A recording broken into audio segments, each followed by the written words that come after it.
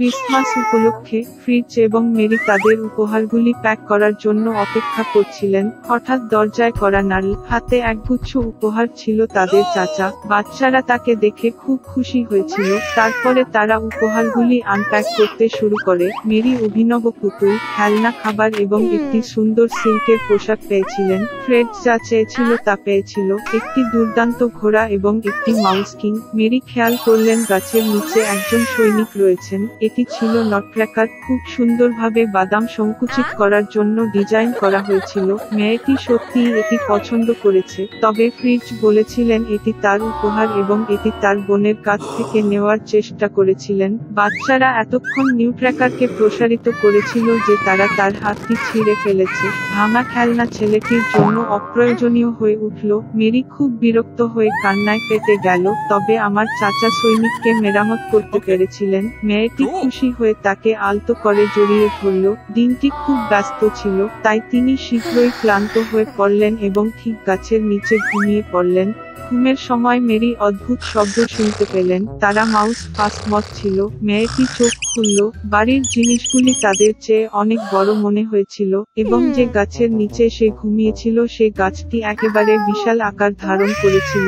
Mary বুঝতে পেরেছিলেন যে এটি যে বস্তুগুলি বৃদ্ধি পেয়েছিল তা নয়, বরং সে হ্রাস পেয়েছিল। হঠাৎ তার সেনাবাহিনী নিয়ে মাউস কিং অবাক হওয়া মেয়েটির চোখের সামনে উপস্থিত হল। মেরি খুব ভীতু হয়ে পালাতে চাইলেন, কিন্তু বিশাল ইঁদুর তাকে থামিয়ে দিয়েছিল এবং তারপরে একটি অলৌকিক ঘটনা ঘটল। নিউট্র্যাকার তার পায়ে ঝাঁপিয়ে পড়ে মেয়েটিকে ধরল। তারা তৎক্ষণাৎ বইয়ের শেলফে গাছটি উপরে উঠেছিল এবং এটি ফ্রেডজের খেলনাগুলিতে পড়ছে। চীনের সৈন্যদের পুরো সংগ্রহ ছিল। নিউট্র্যাকার সাহায্যের জন্য ডেকেছিল।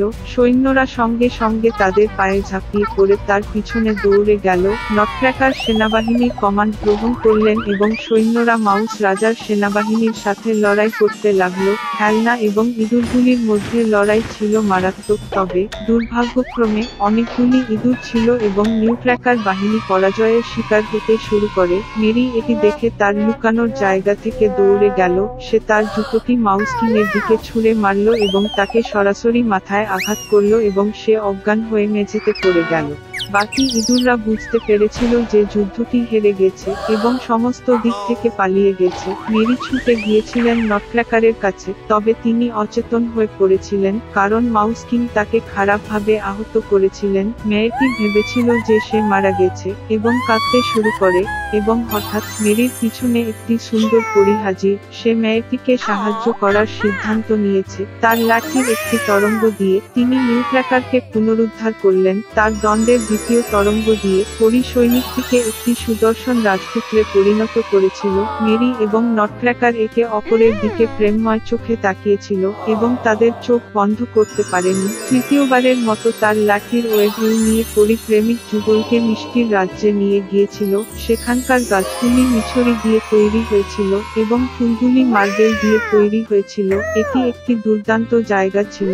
মরিয়ম আনন্দে এক সেকেন্ডের জন্য চোখ বন্ধ করল এবং হঠাৎ তিনি তার মায়ের কণ্ঠস্বর শুনতে পেলেন, যিনি তাকে নাম দিয়ে ডাকেন। চোখ খুলতেই মেয়েটি তার মাকে দেখেছিল, যে তাকে বিভ্রান্তিতে দেখছিল। মেরিও বুঝতে পারছিল না কি হচ্ছে। মেয়েটি তার দুর্দান্ত যাত্রার কথা জানিয়েছিল, তবে তার মা কেবল মিষ্টি হাসলেন। তারপরে মেরি তার বাহুতে পিউটার নিউট্র্যাকারকে দেখতে পেলেন এবং তারপরে তিনি বুঝতে পেরেছিলেন যে তিনি সারা রাত ধরে গাছের নিচে শুয়েছিলেন এবং তার যা কিছু ঘটেছিল তা কেবল একটি প্রাণবন্ত স্বপ্ন।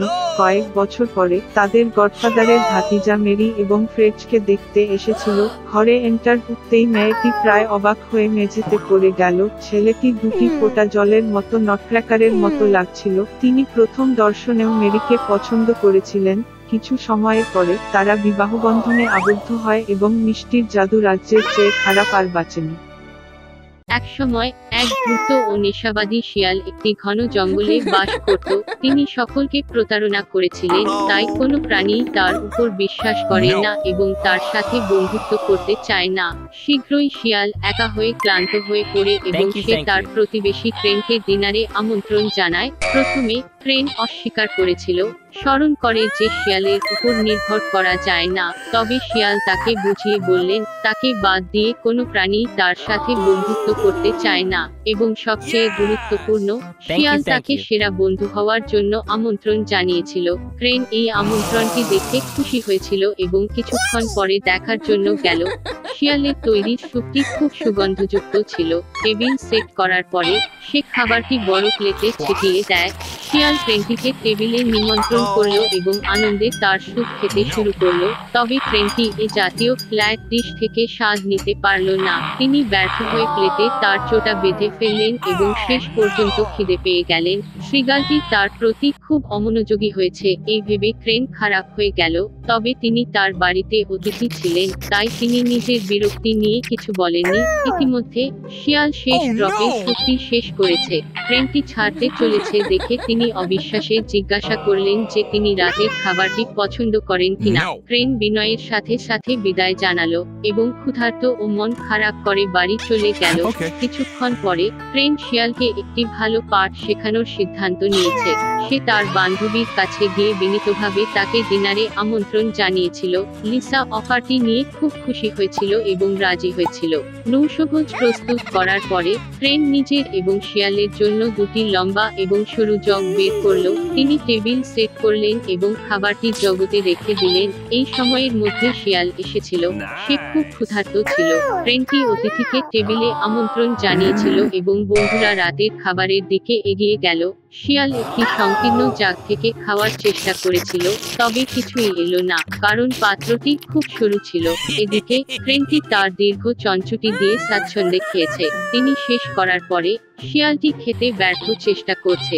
ক্রেন জিজ্ঞাসা করল যে সে রাতের খাবারটি পছন্দ করে, কিন্তু শিয়াল জবাব দিয়েছিল যে জগটি খুব সংকীর্ণ এবং দীর্ঘ, যে কারণে তিনি কিছু খেতে পারেন না। ক্রেন একই রকম উত্তর আশা করছিল। ওয়াজ তিনি শিয়ালকে মনে করিয়ে দিলেন যে তিনি তার বাড়ির ক্ষুধার্ত রেখেছিলেন কারণ প্লেটটি খুব সমতল ছিল, এবং তারপরে সে তার ভুল বুঝতে পেরেছিল। সে লজ্জা পেয়েছিল যে সে তার প্রতিবেশীর প্রতি এতটা অমনোযোগী ছিল। লিসা ক্ষমা চেয়েছিলেন এবং বলেছিলেন যে তিনি ভাবতেও পারেন না যে তিনি এই জাতীয় প্লেট থেকে খেতে পারবেন না। ক্রেন তাকে ক্ষমা করে দিয়েছিল এবং এরপরে তাদের পার্থক্য মনে রাখা দরকার, এই বলে তিনি একটি বড় প্লেট এনেছিলেন যা থেকে অতিথি সহজেই তার ডিনার খেতে পারে। বিদায় নেওয়ার সময় হলে শিয়াল একটি ধারণা পেল।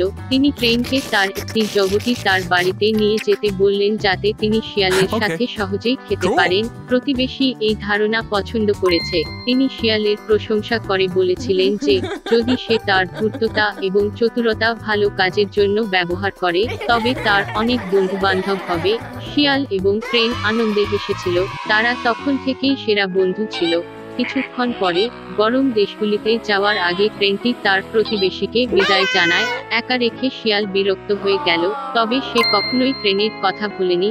সেই থেকে শিয়াল কেবল নিজের সম্পর্কে চিন্তাভাবনা বন্ধ করে দিয়ে বনের অন্যান্য প্রাণীদের মধ্যে প্রকৃত বন্ধুবান্ধবকে খুঁজে পেল।